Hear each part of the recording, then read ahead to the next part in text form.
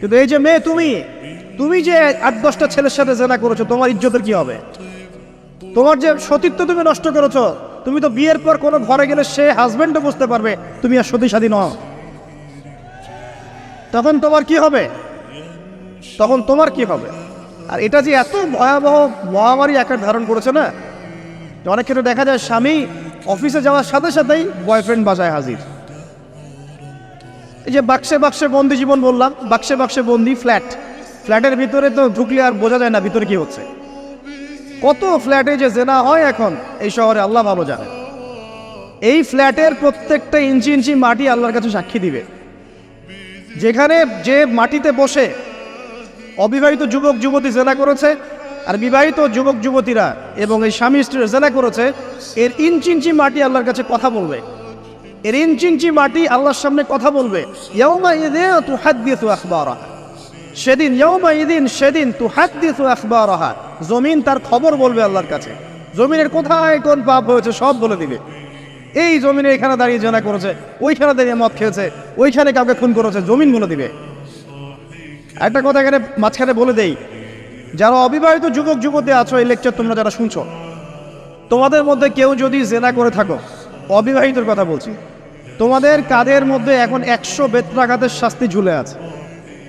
সূরা নূরের 1 থেকে 3 নম্বর আয়াত পড়ে দেখবে, অবিবাহিত যুবক যুবতী যদি জেনা করে তাদের শাস্তি হচ্ছে 100 বেত্রাঘাত, তাও জনসমক্ষে, এবং এক বছরের জন্য নির্বাসন। এই বিধানগুলো যদি পৃথিবীর কোনো দেশেও না থাকে, আসমানে আছে। মরার সাথে সাথেই এই বিধান কার্যকর হবে ইনশাআল্লাহ। বাঁচার মধ্যে কি একটাই উপায় আছে। এই লেকচার কানে চলে গেছে, অনতিবিলম্বে অজু করবে। অজু করে খালেসভাবে রাতের শেষ রাতে জায়নামাজ বিছাবে। জায়নামাজ বিছিয়ে আল্লাহর সামনে দাঁড়িয়ে 2 রাকাত নামাজ পড়বে। পড়ে নিজের পাপের কথা স্মরণ করে চোখ দিয়ে দরদর করে পানি ফেলে দিবে। আল্লাহকে সেজদায় গিয়ে বলবে, আল্লাহ আমি জেনা করেছি, আমাকে মাফ করে দাও। আমার এই পাপের কথা কেউ জানে না, তুমি জানো, মাফ করে দাও। এই মাফ নেওয়ার পরে আবার ওই যার সাথে করেছেন ওর সাথে আবার লিঙ্ক আপ করার চেষ্টা করেন না। আসো আমরা জেনা করেছিলাম, আসো বিয়ে করে নেই, এটা সলিউশন না। জেনা করেছেন, আগে তওবা করে ফিরে আসতে হবে, তারপরে পুরো জীবন ইসলামিক লাইফ লিড করতে হবে। আল্লাহ যদি দেখেন যে হ্যাঁ আপনি ঠিকঠাক তওবা করে আল্লাহর পথে চলছেন, আল্লাহ তখন আপনাকে নেককার স্ত্রী দিবে ইনশাআল্লাহ। এই এই এই একমাত্র রাস্তা যুবকদের জন্য এবং যুবতীদের জন্যও। যুবকরা না হলে পার পেয়ে যেতে পারে, কারণ একটা কথা সমাজে প্রচলিত আছে না, যে ছেলে মানুষের ইজ্জত তো সহজে যায় না, গোপন হয়ে গেছে, কেউ জানে না, আল্লাহ মাফ করে দিয়েছেন, সে হয়তো পার পেয়ে গেল। কিন্তু এই যে মেয়ে, তুমি যে 8-10টা ছেলের সাথে জেনা করেছো, তোমার ইজ্জতের কি হবে? তোমার যে সতীত্ব তুমি নষ্ট করেছো। তুমি তো বিয়ের পর কোনো ঘরে গেলে সে হাজবেন্ডও বুঝতে পারবে তুমি আর সতী সাথী নও। তখন তোমার কি হবে? বিবাহিত যারা আছে, এই যে দেবর আর ভাবি, এই যে শালি আর দুলা ভাই, মধুর সম্পর্ক না এগুলা? দাঁড়াও, এগুলো মধুর সম্পর্ক। দেখা যায় সুবহানাল্লাহ, এই যে আমার এখানে ফোন আছে না, আমাদের অফিসিয়াল পেজ আছে, অফিসিয়াল পেজে যত প্রশ্ন আসে দেখি ম্যাক্সিমাম জেনা কেন্দ্রিক, ব্যভিচার কেন্দ্রিক, পরকীয়া কেন্দ্রিক। একজন প্রশ্ন করেছে যে দুলা ভাইয়ের চরিত্র এত খারাপ ছিল, আর ওই মেয়ের বয়স তখন কম ছিল, 13 বছর বয়স। 13 বছর বয়সের মেয়ের দিকে সে চোখ দিয়েছে। যাকে বিয়ে করেছে তার সাথে তো সম্পর্ক আছেই, যাকে বিয়ে করেছে ওর সাথে তো সম্পর্ক আছেই। তারপরে আপনার শালীর সাথে সম্পর্ক। এখন শালীর সাথে তার 2 বছর ধরে সম্পর্ক করার পর সেগুলোর ভিডিও ধারণ করে তাকে ব্ল্যাকমেইল করছে যে যদি আমার সাথে খারাপ কাজে সে রাজি না হয় তাহলে এই ভিডিওগুলো ভাইরাল করে ফেল। এই যে অনলাইনের যুগ, এখন তো মানুষ নিশ্চিন্তে মানুষ যে একটা প্রাইভেট লাইফ লিড করবে সেটাও করতে পারে না। প্রাইভেট লাইফের সব কিছু রেকর্ডেড হয়ে যায়, হয় না? এটা একটা ফিতনা, মহাফিতনা। এখন সে রেকর্ড করেছে, এইভাবে ব্ল্যাকমেইল করে এই শালীর সতীত্ব নষ্ট করলো। 1 বছর 2 বছর না, 3 বছর ধরে। এখন এই মেয়ে প্রশ্ন করছে পেজের মধ্যে যে এখন তার মানসিক অবস্থা এতই খারাপ, সে জিজ্ঞাসা করছে আমি যদি আত্মহত্যা করি তাহলে আমার পাপ হবে কিনা। এই মেয়েটা যদি আপনার বোন হতো কি করতে না? আল্লাহ না করুক, এই মেয়ে যদি কারো মেয়ে হতো তাহলে কি করতেন আপনি? আপনার কাছের কেউ হলে আপনি কি করতেন? এখানে ওই শাস্তিটা না বলে সামনে যেতে পারছি না। শোনেন, যারা বিবাহিত ব্যক্তি হওয়ার পরেও পরকীয়া করেছেন, বিবাহ করার পরেও পরকীয়ার পাপে লিপ্ত ছিলেন বা এখনো আছেন, জেনে হোক না জেনে হোক করেছেন, অথবা এটা জেনে করেছেন যেটা একটা খারাপ কাজ তারপরেও করেছেন, রাসূলুল্লাহ সাল্লাল্লাহু আলাইহি ওয়াসাল্লামের হাদিস এবং আল্লাহ পাকের কালাম অনুযায়ী তাদের শাস্তি হচ্ছে কোমর পর্যন্ত মাটিতে পুঁতে ফেলে পাথর নিক্ষেপ করে রজম করে হত্যা করা। ইসলামিক যদি কোনো রাষ্ট্র থাকতো বা এটা যদি হতো, বা এটা যদি ইমামুল মাহদির যুগ হতো বা ওমর রাদিয়াল্লাহু আনহুর যুগ হতো, তাহলে এই শাস্তির বাইরে আপনি চলতে পারতেন না যদি এটা প্রমাণ হতো। এই শাস্তি যদি দুনিয়াতে কার্যকর নাও হয়, আপনি যদি তওবা না করে মারা যান, তাহলে কিয়ামতের মাঠে এই শাস্তি আপনি ভোগ করবেন। খুব মজা লাগছে পরকীয়া করতে। সকালে একটার সাথে, দুপুরে একটার সাথে, আজকে একজনের সাথে রাত কাটান, কালকে আরেকজনের সাথে রাত কাটান, খুব মজা পাচ্ছেন। রাত্রেবেলা মদ খান আর হোটেলে রাত কাটান, সকালবেলা আবার অফিসে যান। আমাদের শহরের এগুলা কালচার কোত্থেকে আসলো?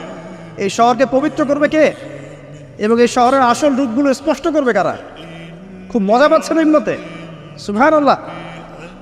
একটা বিষয় বুঝাই, ইসলামে কেসাস আছে, কেসাস। মনে করেন আমাকে কেউ হত্যা করেছে, আপনি তাকে হত্যা করতে পারবেন। মনে করেন আপনি কাউকে হত্যা করেছেন, ঠিক আমাদের লজের মতো কেউ যদি কাউকে হত্যা করে তাকে ফাঁসি দেওয়া হয় না, এরকমই কেউ যদি কাউকে হত্যা করে, ইসলামের বিধান কেসাস করা, মানে হাতের বদলে হাত, চোখের বদলে চোখ, কানের বদলে কান, নাকের বদলে নাক, জানের বদলে জান, যদি প্রমাণ হয়। কিন্তু এখানেও হত্যাকারীর বাঁচার সুযোগ আছে। কিরকম? মনে করেন আপনি আমার পরিবারের কাউকে হত্যা করেছেন, আল্লাহ না করুক। এখন আপনি এসে আমাকে ক্ষমা চাচ্ছেন যে আমার ভুল হয়ে গেছে, আমি মুক্তিপণ রক্তপণ দিব, আমাকে মাফ করে দেন। এখন আমাদের পরিবারকে আপনাকে বললো ঠিক আছে আপনাকে মাফ করে দিলাম, আপনার কেসাস করার দরকার নেই, আপনি রক্তপণ দিয়ে দেন, তাহলে আপনি বেঁচে থাকার সুযোগ পেলেন। কথা বুঝতে পারছেন? একটা হচ্ছে মুরতাদ। মনে করেন কেউ ইসলামের কিছু বিষয়কে অস্বীকার করেছে, তাকে জেলখানায় বন্দি করে রাখা হবে, সুযোগ দেওয়া হবে যে আপনি কি এগুলো জেনে শুনে বলেছেন নাকি এর উপর অটল থাকবেন না ফিরে আসবেন। সে যদি বলে না আমি তওবা করলাম, আমি এগুলো থেকে ফিরে আসলাম, ও বেঁচে থাকার অধিকার পেয়ে গেল। কিন্তু বিবাহিত ব্যক্তি যারা ব্যভিচার করেছে, বিবাহিত ছেলে বা মেয়ে ব্যভিচার করেছে, তওবা করে যদি ফিরেও আসে, রজমের শাস্তি থেকে বাঁচার কোনো সুযোগ নেই। আল্লাহর কাছে ক্ষমা চান, ইস্তেগফার করেন।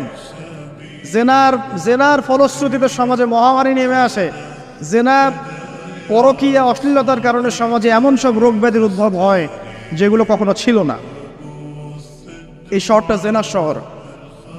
আমাদের এই ঢাকা শহর জেনার শহর।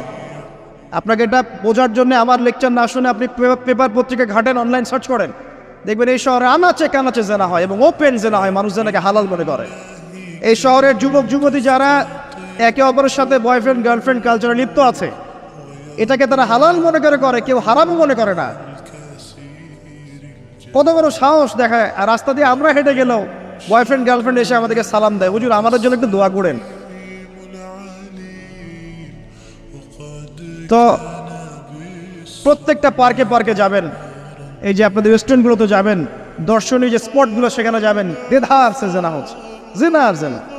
আমি এই যুগের কথাই বলছি। নবী সাল্লাল্লাহু আলাইহি ওয়াসাল্লাম বলছেন, আমাদের নবী বলছেন, আমার উম্মতের একটা অংশ, সবাই না, আমার উম্মতের একটা অংশ অবশ্যই জেনাকে হালাল করে নেবে, অবশ্যই মদকে হালাল করে নেবে, মদ পান করবে কিন্তু মদের নাম অন্য দিবে, এবং তারা গান বাজনা বাদ্যযন্ত্র নর্তকীদেরকে হালাল মনে করে নিবে। নবী সাল্লাল্লাহু আলাইহি ওয়াসাল্লাম বলেছেন, যখন সমাজে এরকম পাপ বাড়ে তখন সমাজে এমন সব রোগ ব্যাধি আসে যা আগে কখনো ছিল না। এবং এদের ব্যাপারে নবীজি বলেছেন, একদিন সকালবেলা আল্লাহ পাক এদেরকে বানর এবং শুয়োর বানিয়ে দিবেন।